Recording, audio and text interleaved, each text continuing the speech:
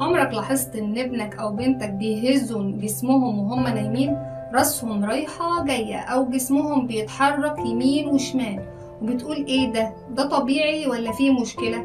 خلينا اطمنك في الاول ان الهز اثناء النوم او قبل النوم عادة بتحصل عند الاطفال، خاصة من سن سنة ل5 سنين. ايه السبب؟ ان الاطفال بيستخدموا الحركات دي كوسيلة تهدئة ذاتية، يعني بدل ما يحضنك او ياخد لعبة في حضنه جسمه هو اللي بيهديه، زي بالظبط الطفل الرضيع لما بيرضع عشان يهدي نفسه. كتير من الاطفال بيهزوا جسمهم او راسهم قبل النوم، وده ما يخوفش ابدا.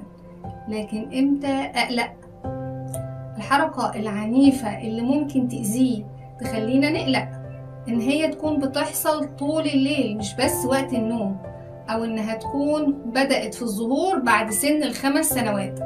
كمان لو الحركات دي مرتبطة بانفصال عاطفي او توتر شديد في البيت او خلافات، يبقى لازم نبدأ نراقب الحالة ونفهم مشاعر الطفل. طب احنا نعمل ايه كأهل؟ اول حاجة لازم نعملها وناخد بالنا منها كويس، ان احنا نهيئ جو مريح للنوم وهادي. نعمل له روتين ثابت قبل النوم للطفل، يعني نحكي له قصة او نعمل ضوء خافت او موسيقى ناعمة. نبعد عن التلفزيون او الموبايل قبل النوم بساعة على الاقل.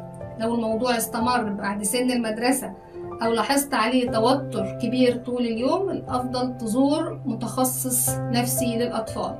افتكر دايما ان الطفل مش بيعمل كده عشان يزعجك، هو بيعمل كده عشان يهدي نفسه. افهمها وادعمه.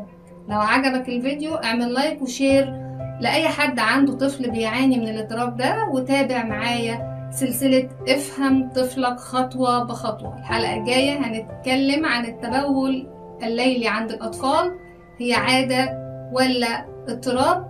لأن الحلقة دي هتغير نظرتك للموضوع تماما.